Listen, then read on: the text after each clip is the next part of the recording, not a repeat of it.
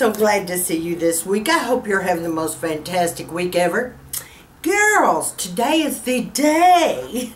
It is Q&A day and some chit-chat. So I want to get right to the questions because, girlfriends, I am inundated with a bunch of questions here, and I want to try to get these answered as quickly as possible. So I want to start with the first one.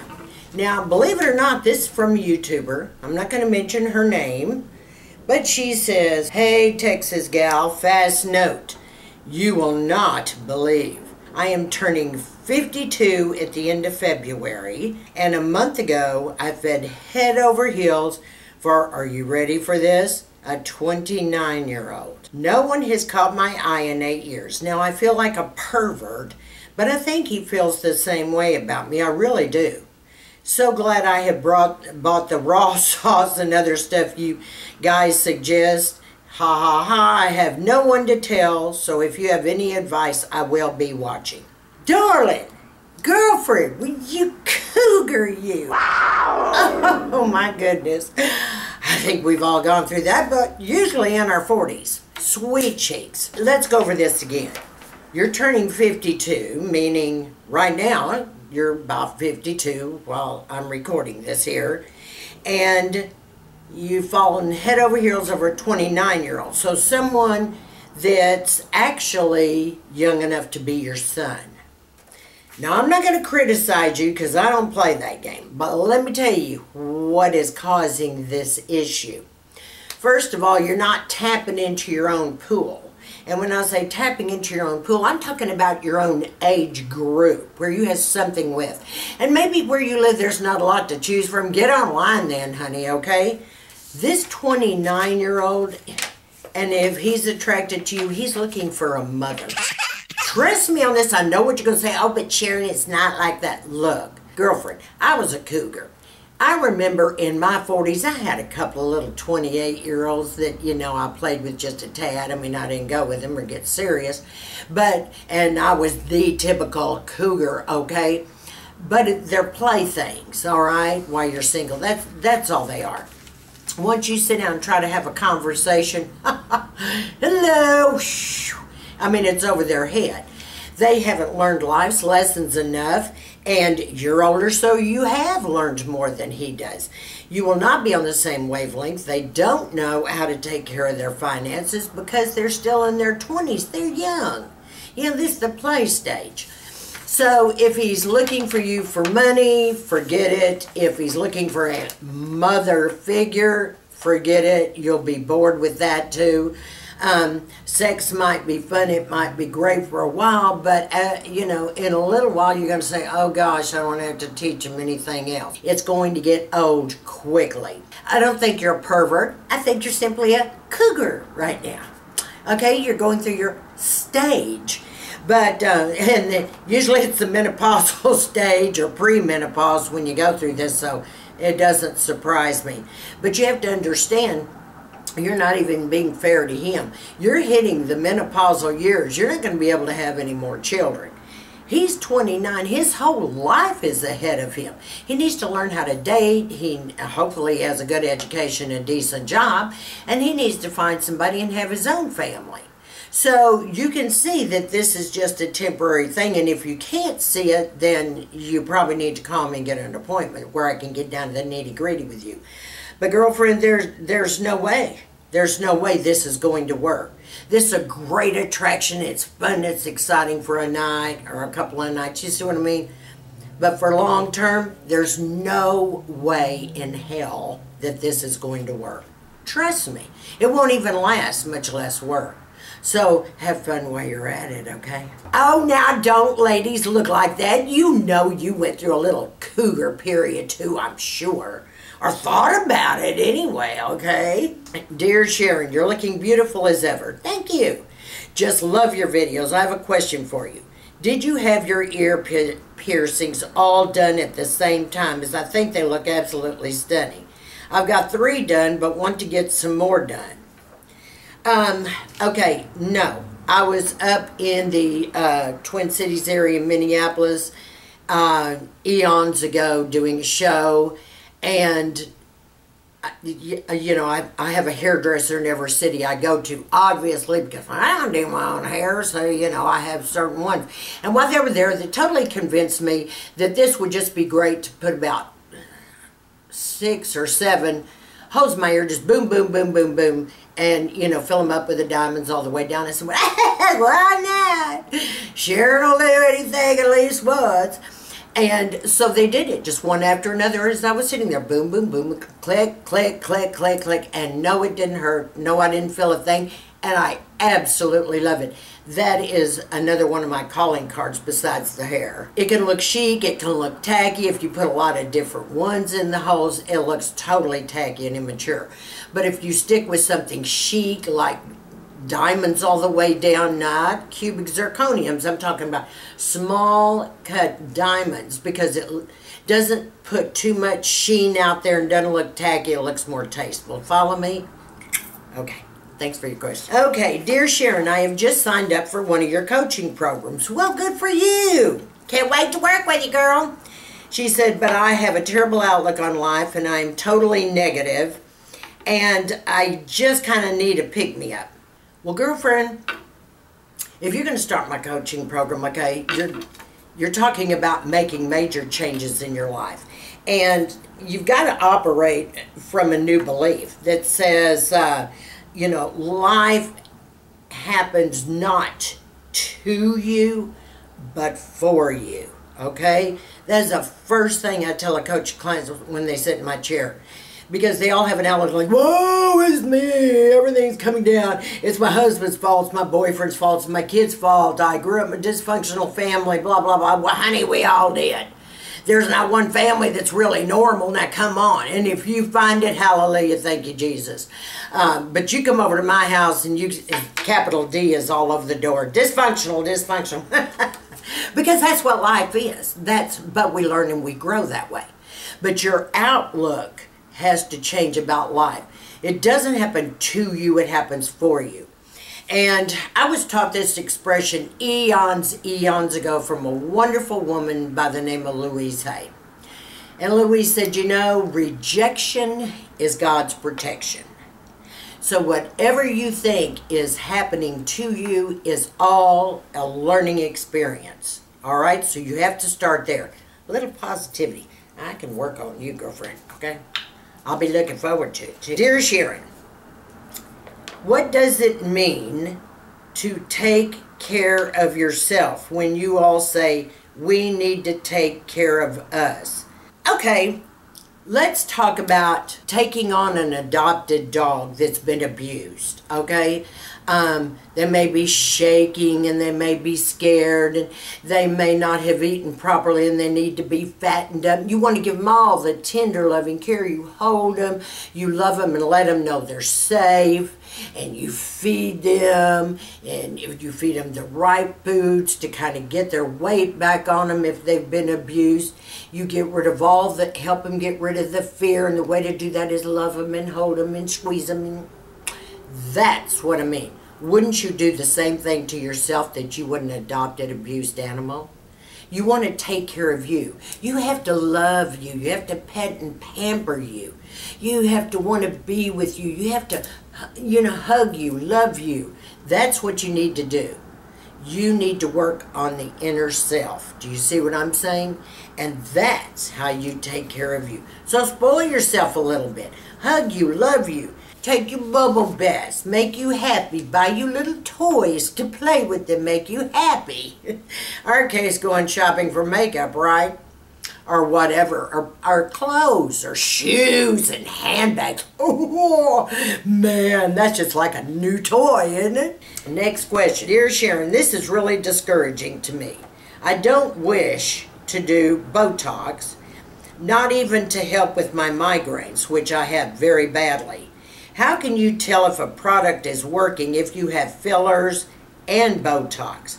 I'm asking honestly. I'm truly conflicted and I don't know what to think or do with my skincare. Please help. No shade or negativity. I just truly am conflicted. Okay, let's talk about this. You act like Botox and fillers are going to totally transform a whole face. Not. When you get Botox, you get it in certain areas. For instance, my L's right here between my eyes, I get Botox. And I need it now. You see, if you can frown and you see those lines, you need to Botox. Because eventually there are going to be set lines in there, like all of ours are. We get tired of looking at that line and we can't fill it out. If we get Botox in those areas, it plumps out that area. Now let me explain to you what I'm talking about. It paralyzes the muscle right between your eyes here and relaxes that wrinkle. That way, even when you frown, you won't keep forming deeper and deeper lines.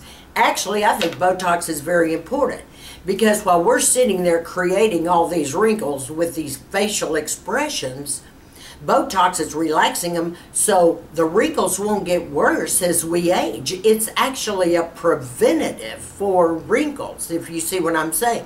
The same way when you use it around your crow's feet. See, I've got crow's feet here because I need my Botox. When I have my Botox, they don't disappear. They don't go away. They're there. They're just not as prominent because the muscle has relaxed it. So any facial expressions I have will not deepen the wrinkles. Now let's talk about fillers. Fillers are hyaluronic acid, and they're put in areas, for instance, like the nasolabial lines here. As we get older, our face starts to drop. Our cheek areas, our jowls, and the whole damn thing, your boobs drop, everything drops, you know. Throw them over your shoulder like a continental soldier. I mean, it's just pitiful how we've just sagged. However, these, that'll actually, if they are filled up, they have more hyaluronic acid injected into them. It gives a little rise to the cheek area. By giving a rise to the cheek area, the jowl comes up somewhat. You see what I'm saying? That's why we get fillers, to fill into deeper lines. Now, some people get fillers right above the lip where they have lip lines. Hey, that's terrific. Some get Botox there. I am all about fillers and Botox in lieu of a facelift. Because first of all, you're going to save a heck of a lot of money. And second of all, it's the new liquid weight facelift right now. Everyone is just using fillers everywhere. It's hyaluronic acid. We've already got it in our body. Why not? Fill me up. Fill my tank, okay? And if I can think of anywhere else to poke it, I'm going to. If it helps lift or plump something out. Because it's in for a temporary time. I mean, Botox only lasts, 3 months max, and that's a lot.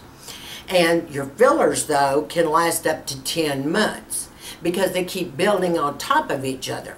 It's like mine are almost 10 months old now, so I'll be ready to, fill my nasolabial lines again.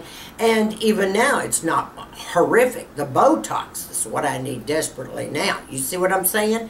The rest of the skin, all your skin has to be treated with skincare to improve the look. Everything is going to improve with skincare. But for the little troublesome areas that make you nuts, go take care of it. Simple as that. It doesn't mean that your look is going to change. It means you're going to plump a line out. Just like you fill something up with glue, or you're trying to squirt something in. It's just like a balloon inflated. It'll inflate these somewhat. Now the Botox, it merely relaxes the line, because once you have the Botox, it takes close to 2 to 3 weeks before you see the difference in the lines diminishing. And then remember what I said, it's only good for 3 months.